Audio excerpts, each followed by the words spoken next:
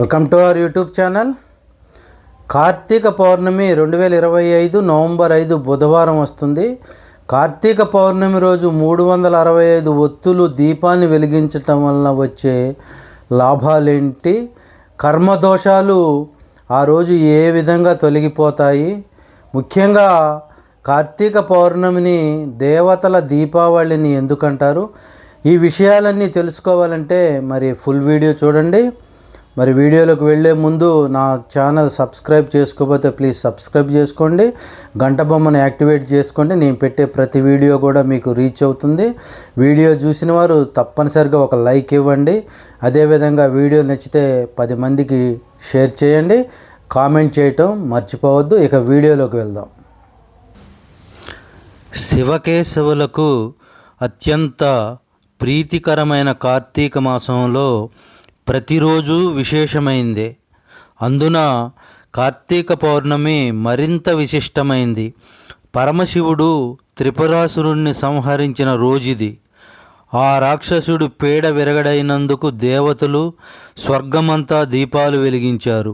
అందుకే కార్తీక పౌర్ణమిని దేవతల దీపావళి అంటారు. ఈ పర్వదినాన జ్వాలాతోరణం నిర్వహించటం సంప్రదాయం.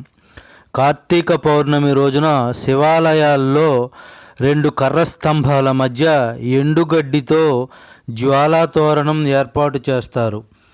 ఆ జ్వాల కింద నుంచి 3 సార్లు శివపార్వతుల పల్లకీని మోసుకెళ్తారు. ఇలా జ్వాలాతోరణం దాటడం వల్ల సకల పాపాలు తొలగి పుణ్యం లభిస్తుందని విశ్వసిస్తారు. దీనికి సంబంధించిన పురాణ కథ ఒకటి ప్రాచుర్యంలో ఉంది. దేవతలు రాక్షసులు క్షీరసాగరాన్ని మదించినప్పుడు అమృతం కంటే ముందు హాలాహలం వెలువడింది. అది వినాశకరమైంది కాబట్టి దాని నుంచి కాపాడమని దేవతలు పరమేశ్వరుణ్ణి శరణు వేడారు. పరమశివుడు ఆ విషాన్ని తన గరళంలో నిక్షిప్తం చేశాడు. అందుకు భయపడిన పార్వతీదేవి విషం వల్ల పతీశ్వరుడికి హాని కలగకూడదని 3 సార్లు మండే జ్వాల కిందుగా నడిచింది. నాటి నుంచి కార్తీక పౌర్ణమి నాడు జ్వాలాతోరణం ఏర్పాటు చేసి దాని కింద నుంచి నడవటం ఆనవాయితీగా మారింది. ఇలా చేయటం వల్ల ఆపదల నుంచి బయటపడొచ్చని విశ్వసిస్తారు. జ్వాలాతోరణం దర్శించుకున్నా, దాని కింద నడిచినా తెలిసి తెలియక చేసిన పాపాలన్నీ ప్రక్షాళన అవుతాయని, 3 సార్లు జ్వాలాతోరణం దాటితే పరమేశ్వరుడి అనుగ్రహం లభిస్తుందని విశ్వసిస్తారు. భక్తులు జ్వాలాతోరణం కోసం తెచ్చిన గడ్డిని, ఘట్టం ముగిశాక వచ్చిన భస్మాన్ని చల్లుకుంటారు.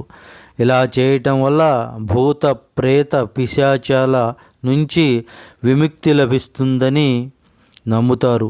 యమలోక ప్రవేశద్వారం వద్దనున్న అగ్నితోరణం దాటితేనే లోపలికి అడుగు పెట్టగలరని, పాపం చేసిన వారికి తొలి శిక్ష ఇదేనని గరుడ పురాణం తెలియజేసింది. అందువల్ల జ్వాలాతోరణం దాటిన వారు పరమేశ్వరుడి అనుగ్రహం పొందుతారని, నరకానికి వెళ్ళరని చెబుతారు.